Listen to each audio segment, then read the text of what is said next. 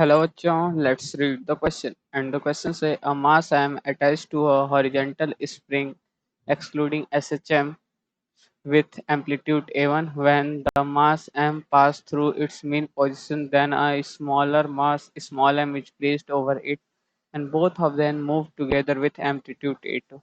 Then the ratio of A1 by A2 is, our options are A, M plus small m by capital M, option B, capital M upon small m plus capital M raised to 1 by 2, and option C, capital M plus small m upon capital M raised to 1 by 2, and option D, M upon small m plus capital M.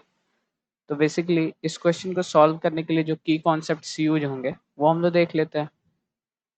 तो अगर इस question को समझें तो हम लोग के पास मतलब कि दो कंडीशन दी हुई है। अगर हम लोग इसको डेक्स मान लें तो पहले ही हम लोग क्या था कि एक हम लोग के पास स्प्रिंग से ये बॉक्स जुड़ा है जिसका एम्पलीट्यूड A1 से मूव कर रहा है, इसमें मास m है, कैपिटल है। जो दूसरा कंडीशन है, जब वो मीन पोजीशन में पहुंचता है तो उस पर हम लोगों ने एक मास रख दिया स्मॉल है, मतलब कि इस पे एक हमने ये कैपिटल M था, इस पे एक हमने मास रख दिया स्मॉल m। अब ये A2 से मूव कर रहा है तो हमसे A1 बाई A2 का रेशियो पूछा है, A1 बाई A2 का रेशियो पूछा है। ठीक, तो अब इस क्वेश्चन को सॉल्व करने के लिए जो की कॉन्सेप्ट यूज होंगे वो देख लेते हैं हम लोग।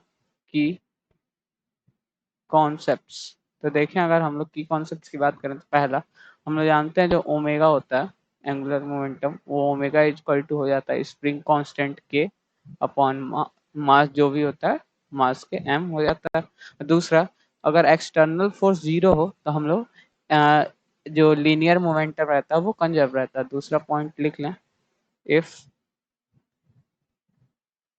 एंगुलर ऐसे लिखते हैं, if external force is zero, external force is zero, then linear momentum is conserved. Linear momentum is conserved.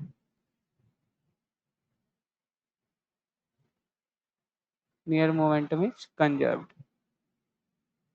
SCR conserved। ठीक, अगर तीसरे पॉइंट की बात करें हम लोग तो तीसरे पॉइंट हम लोग जानते हैं जो वेलोसिटी होती है स्प्रिंग के केस में उसको लिख सकते हैं v equal to omega into A. ठीक, SHM के केस में जो हम लोग लिखते हैं velocity equal to omega into A. ठीक, ए एम्पलीट्यूड है, ओमेगा एंगुलर वेलोसिटी। ठीक, तो अगर इस क्वेश्चन को सॉल्व करें अगर हम लोग तो हम लोग के पास हम लोग क्या करते हैं, पहले यहाँ पे डायग्राम बना लें। तो हम लोग का कुछ सिनारियो ऐसा है कि अगर हम लोग देखें तो हम लोग के पास ये फर्स्ट केस है, ये केवल हम लोग के पास मास m है, कैपिटल M है, सॉरी, ये हम लोग के पास कैपिटल M मास है। ठीक, कैपिटल M मास है। अब इसका हम एम्पलीट्यूड A1 गिवन है तो हम लोग लेट कर लेते हैं जो इसका स्प्रिंग कांस्टेंट K है, इसकी जो स्प्रिंग कांस्टेंट है वो K है, और जो इसका एंगुलर ओमेगा 1 है और जो वेलोसिटी है वो v1 है। ठीक, अगर उसी तरीके से अगर दूसरे की बात करें अगर हम लोग तो दूसरे केस की बात करें तो इसमें क्या हो रहा है, ये हम लोग पास स्प्रिंग है, सेम स्प्रिंग है तो इसका भी जो स्प्रिंग कांस्टेंट होगा वो के होगा, और जो इसका एम्पलीट्यूड है वो A2 है, और इसमें क्या है मास m प्लस स्मॉल m लिख सकते हैं क्योंकि इसको ऊपर रख दिया था हमने। ठीक, तो या तो ऐसे दिखा लेते हैं, दो बॉक्स से दिखा लेंगे तो ये ज़्यादा सही रहेगा। अगर दिखाएं तो ये और उसके ऊपर एक छोटा सा स्मॉल m मास रखा हुआ है। ठीक, अब देखें तो इसका हम लोग क्या लेट कर लेते हैं, ये ओमेगा 2 और v2 है। ठीक, इसकी वेलोसिटी और एंगुलर वेलोसिटी। तो अगर हम लोग देखें तो ओमेगा हम लोग क्या लिख सकते हैं, तो ओमेगा का फॉर्मूला पता है, ओमेगा इज इक्वल टू के बाई एम। तो देयरफॉर हम लोग ओमेगा 1 इज इक्वल टू क्या लिख सकते हैं, रूट ओवर के अपॉन जो मास है टोटल वो है m। ठीक, ये इक्वेशन हम लोग का 1 हो गया। उसी तरीके से सेकंड केस में देखें तो हम लोग ओमेगा 2 क्या लिख सकते हैं, ओमेगा 2 क्या लिख सकते हैं, रूट ओवर के स्प्रिंग कांस्टेंट सेम है के upon m plus m, total mass m plus small m। ठीक, ये इक्वेशन 2 हो गया। ठीक, अगर हम लोग देखें इसी तरह से v1 और v2 लिखें तो v1 क्या हो जाएगा, हमारे पास v1 हो जाता है, हम देखें फॉर्मूला से तो v1 ओमेगा इंटू ए हो जाता है। तो देखें तो ओमेगा हम लोग को पता है के अपॉन m, और ए एम्पलीट्यूड हम लोग को गिवन है पहले से, तो इसको क्या लिख सकते हैं, ओमेगा इंटू ए, मतलब रूट ओवर के upon M into A1।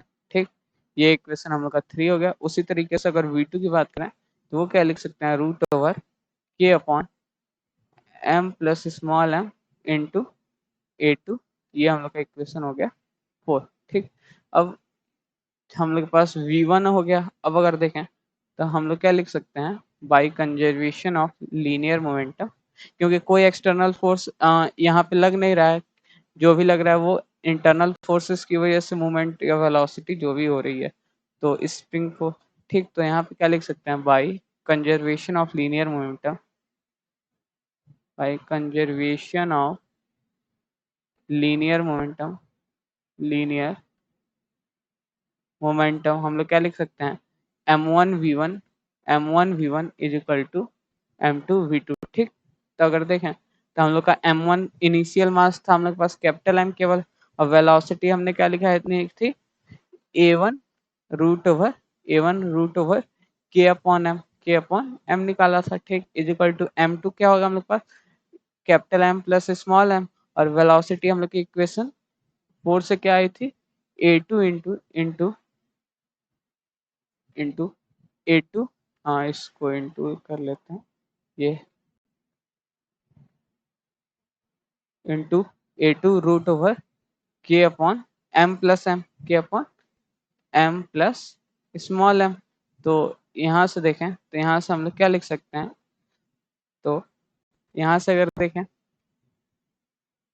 A2 हो गया। अब अगर इसको फर्दर सॉल्व करें तो हम लोग ये देखें तो M से अगर ये कैंसिल हो जाए तो ये हो जाएगा A1, ये ए एम स्क्वायर अंदर जाएगा तो के इंटू एम हो जाएगा, के इंटू एम हो गया। उसी तरीके से ये कैंसिल होगा तो ये हो जाएगा A2 रूट ओवर, और अगर हम लोग के, अच्छा चलिए के को अब कैंसिल कर लेंगे, ये एम प्लस एम का होल स्क्वायर हो जाएगा, एक एम प्लस एम कट जाएगा तो ये हो जाएगा एम।